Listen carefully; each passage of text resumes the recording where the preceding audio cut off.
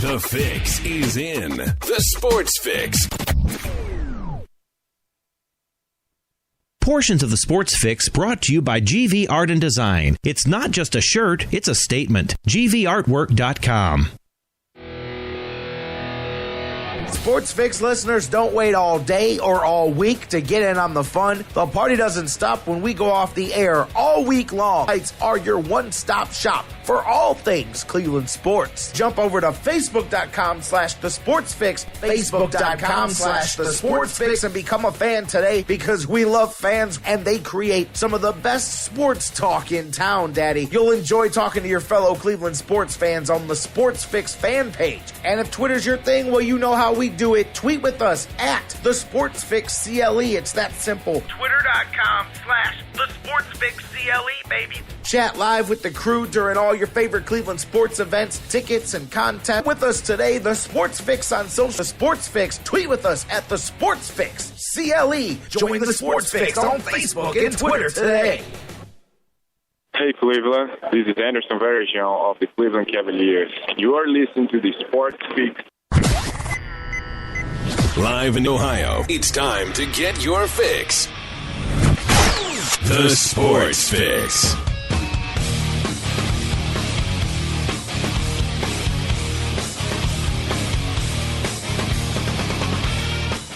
And away we go. Here we go. On the air, launched and live and locked and loaded, baby. The Sports Fix. Thursday, the last day of July, babe. Man, I'll tell you, in front of the scenes, behind the scenes, I can't tell you what the month of August is going to have in store here. I just know it's going to be interesting. And we're going to take this ride together one day at a time, but that's tomorrow. Today, here it is. It's July 31st. It's Thursday. It's trade deadline Thursday. Within the next 4 hours, less than that now, we will know what deals go down. Deals going down. Indians yesterday. We're going to jump into that. Just as we went off the air, broke it to you. Justin Masterson shipped off to the St. Louis Cardinals. I'm digging what they got back in the trade that they got, but we're going to talk about that and a big one. The A's are going all in. Oakland, not messing around. I don't know if what they did was necessarily counterproductive. They trade one for another, but big deal. Jon Lester heading to Oakland. We'll talk about that. Man, Indians missed it. Well, maybe they didn't miss out. Oakland probably shipped him to Minnesota on purpose. Tommy Malone, somebody Mike Brandenberry and I talked about yesterday, ends up going to the Twins as a byproduct of that trade because there was just too many pitchers in Oakland there. And we'll talk about all of that. A lot of things going on.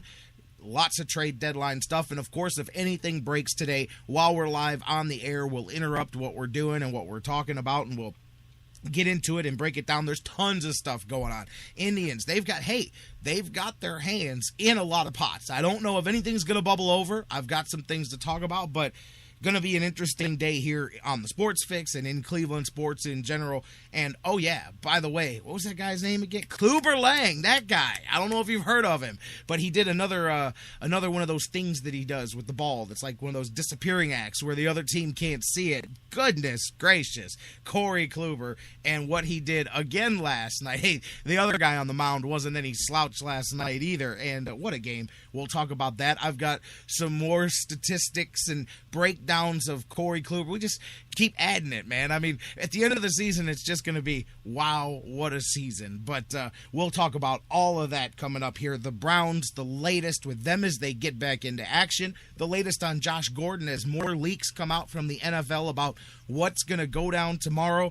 The term all or nothing now is out there as far as the way the NFL is viewing Josh Gordon's appeal. So we may be, all of us, talking about something that doesn't matter at this point. We'll talk about that a little bit later on here today. We're going to open up the phone lines. Doug Plagans, there's a playoff push going on. I'm not talking Indians playoffs. I'm not talking, the Browns haven't even started. The Gladiators, the road to the Arena Bowl. We've talked every week with Doug Plagans. First playoff game coming up this week. Doug Plagans is going to join us. We'll do a preview. And one of the Gladiators is heading off to live his NFL dream, hopefully, heading to a training camp. All of that, your takes, so much more, live right here. Let's do it. Phones are already ringing. That's the way I like to roll here, kicking things off. Welcome in, one and all, to the Sports Fix. I am your host, the Big Daddy on the microphone, J-Rock Jerry Myers, with you here for the next, I don't know how long this is gonna even end up going, but I'm here every day, live at noon, Monday through Friday with you guys. I love it. Thank you so much for being with me and allowing me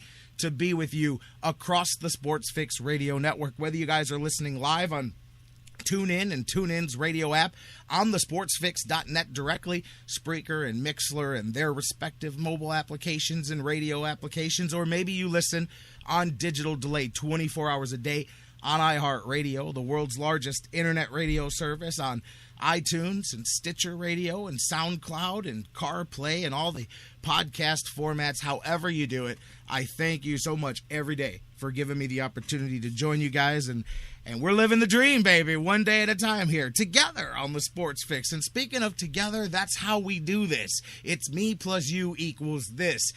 Give me a call, 216-539-7535. As I said, I've already got calls in the queue, 216-539-7535. If you can't use the phone, a lot of you listening at work, hit us up on the social media, facebook.com/thesportsfix. Tweet with us at thesportsfixcle. Email us, thesportsfix@aol.com. Hey, listen, I know there was a Sharknado going on last night, but hey, as long as everybody's alive and in one piece, the Sharknado. I gotta tell you, last night was the sequel of that thing or whatever, but I was telling the story because I was asked last night, what's the deal with this thing, this Sharknado? And I said, it's like the worst movie ever made. It's just like one of the cheesiest B-movie type thing. It's straight out of the old school era of those B movies, the B horror movies from back in the day, or even the C movies maybe.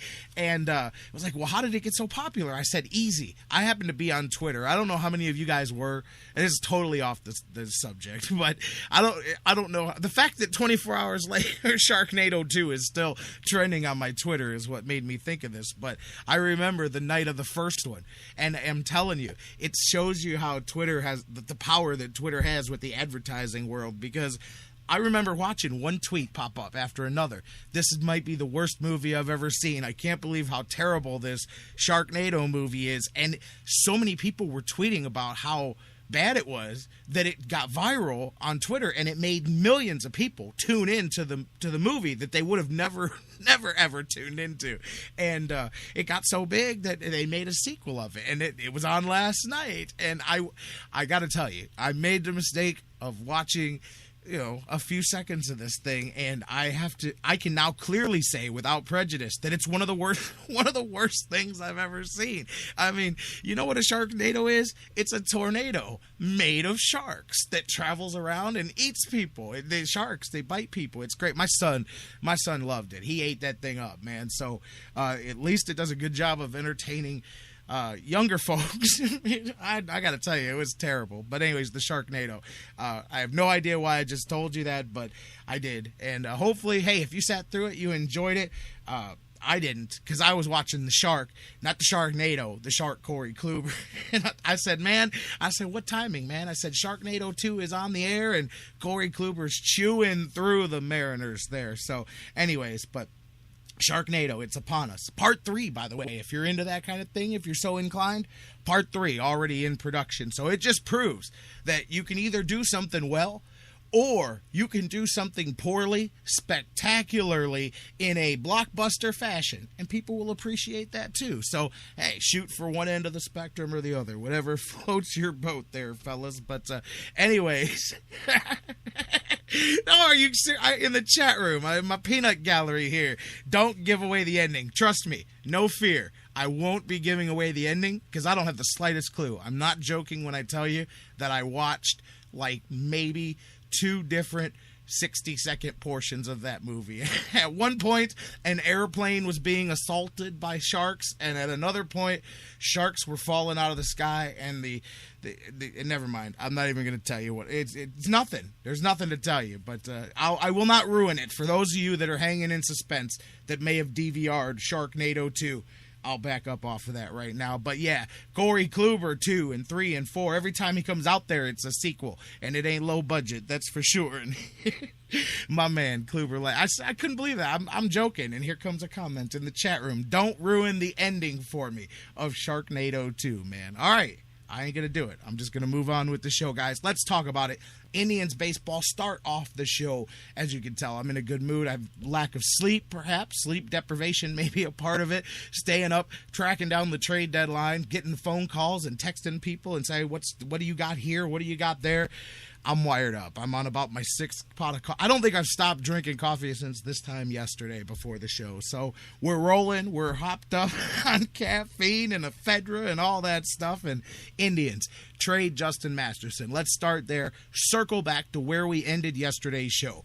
The Indians trade Justin Masterson, and is it too early in the show for me to kind of get mad? Because I got to start there. Man, within an hour of us going off the air yesterday. We'll talk about the trade in a second. I like the prospect that they brought in. James Ramsey, the number 6 prospect in the entire St. Louis Cardinals organization. And that's an organization that I don't mind taking prospects from because they know what they're doing. They look at their system.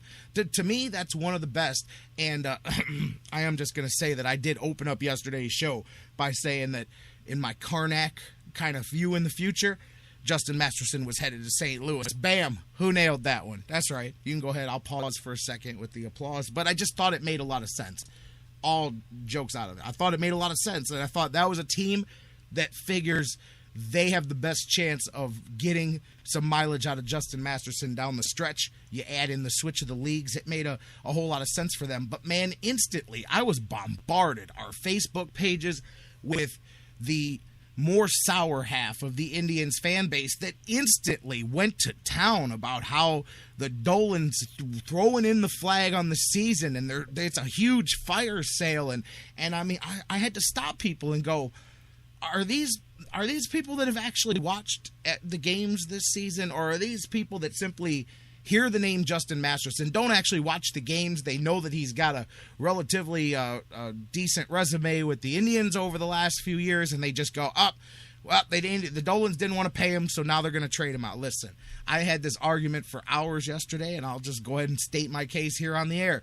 Whether you want to use the term buyers, sellers, whatever it is, if I'm the Indians, it doesn't matter if I'm buying everything in sight today, which unfortunately they're not. But if you're buying everything in sight, I'm still trying to trade Justin Masterson, and I'm still trying to trade Asdrubal. Not because I dislike those guys, not because I want them off my team. I've got nothing but love and respect for Justin Masterson, one of my favorite Indians of all time that I've got to work with and talk to, and what a great guy behind the scenes. And look, he's not the bum of the month for his career on the field. And I think that he's got a chance to bounce back. I thought he was going to do it here and have a strong contract year. Who knows what the story of 2014 is going to be with Masterson. But either way, he was definitely walking from the Indians at the end of this season. The Indians put their best offer on the table, and he said no.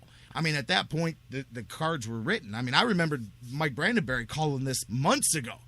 Justin Masterson's going to get traded. Not just the only one, too. Several other people as well. And I'll tell you that, so to me, but here's the thing. What has he contributed to this season? I'm not talking about last year or any other season. And I'm not talking about next year because he's not under contract for next year. The Indians have every bit the same ability of any other team out there of re-signing Justin Masterson if they were so inclined to go in that direction. They could easily jump to the top of the page. He's got history here. I mean, Justin Masterson may miss, I'm not even spoofing LeBron. He may miss coming, I don't want to say coming home, but it's been his home for the last few years. He may miss that. He may want to go back to it. Who knows? The Indians may not be interested. Who knows where that could go? Point is, they got the same opportunity as any other team to re-sign him. So you didn't affect yourself there. As a matter of fact, if anything else, all you did was got something for a guy that was going to leave you empty-handed. And I'm going to go to what they got. They didn't, some people were acting like they traded him for organizational depth, the term that Mike Brandenberry likes to use. That is not what they did. It's not what they did, in my opinion. They brought in a top 6 prospect from the Cardinals organization who's a power-hitting outfielder. I got to tell you, Mike Brandenberry and I were speculating a bit last night that that's the replacement for Michael Bourne sooner rather than later. Matter